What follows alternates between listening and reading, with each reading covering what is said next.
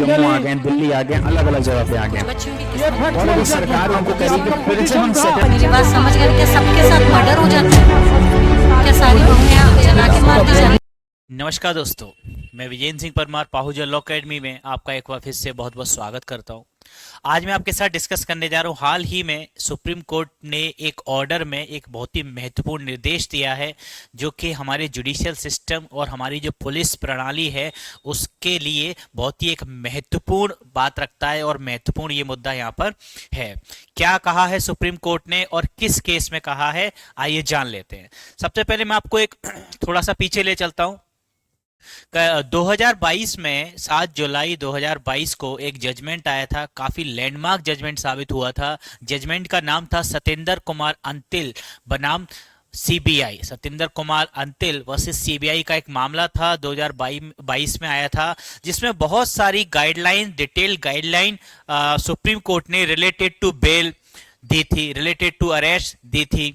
उसमें कई सारी गाइडलाइंस थी और ये वही जजमेंट था जिस जजमेंट में सुप्रीम कोर्ट ने केंद्र सरकार से यह भी कहा था कि आपको बेल से रिलेटेड, क्योंकि बेल अपने आप में इतना बड़ा सब्जेक्ट मैटर है कि उससे रिलेटेड एक स्पेसिफिक लॉ, एक विशेष विधि, एक विशेष कानून बनाया जा सकता है। तो आपको इस पर विचार करना चाहिए कि क्या बेल से रिलेटेड, जमानत से रिलेटेड कोई स्पेसिफिक लॉ बनाया जाए या नहीं।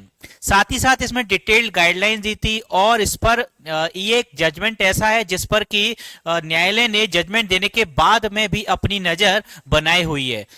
जो भी इसके स्टेक होल्डर्स हैं सभी से, राज्यों से, हाईकोर्ट से इसकी कंप्लायंस की रिपोर्ट्स मांगी थी कि सभी राज्यों को, पुलिस प्रशासन को, सभी हाईकोर्ट को, सभी लोअर जुडिशरी को, सभी इस मामले में जो कि गाइडलाइंस दी गई थी उन सभी का पालन इन सभी स्टेक होल्डर्स को करना था और साथ ही साथ कंप्लायंस रिपोर्ट भी देनी थी।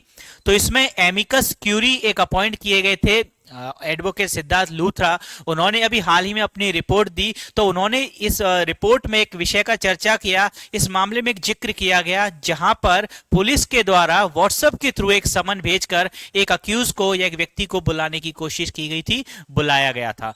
तब प्रश्न यह था कि जब सतेंद्र कुमार अंतिल वर्सेस सीबीआई का मामला आया था 2022 में, तब जो डिटेल्ड गाइडलाइन थी उसमें एक गाइडलाइन ये भी थी कि जब भी पुलिस कोई भी समन इश्यू करती है under section 41A of CrPC, अगर प्रेजेंट प्रोविजन की बात करें तो सेक्शन 35 ऑफ बीएनएसएस, इस मामले में पुलिस जब भी समन इशू करेगी किसी व्यक्ति को बुलाने के लिए कोर्ट में, तो वह समन व्हाट्सएप पर इशू नहीं किए जा सकते। वहां पर जो तरीके बताए गए 41A ऑफ सीआरपीसी में और 35 ऑफ बीएनएसएस में, उसी माध्यम से, उसी तरीके का उपयोग करके, यानी कि जो सामान्य जो नोटिस होता है, फिजिकल जो नोटिस होता है, वो आपको भेजना ही पड़ेगा और आप सिर्फ व्हाट्सएप के जरिए उस समन को इशू नहीं कर सकते हैं। यही कहा गया है हाल ही में जो जजमेंट आया, उसी जजमेंट पे, जजमेंट का अगर नाम आपसे पूछा जाए तो जजमेंट नहीं कह सकते हम इसको, जजमेंट तो पुराना है, लेकिन उसी के फर्दरेंस में, उसी की जो कंप्लायंस रिपोर्ट पर जब विचार कर रहा था सुप्रीम कोर्ट, तो एक ऑर्डर दिया। उस ऑर्डर में ये कहा,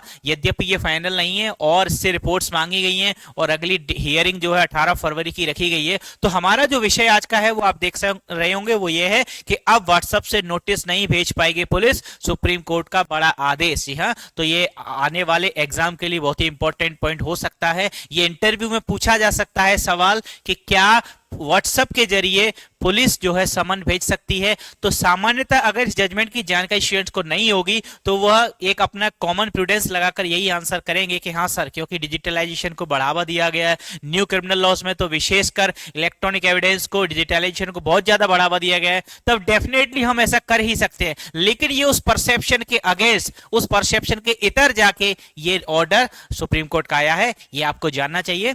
धन्यवाद, thank you. Subscribe for more content.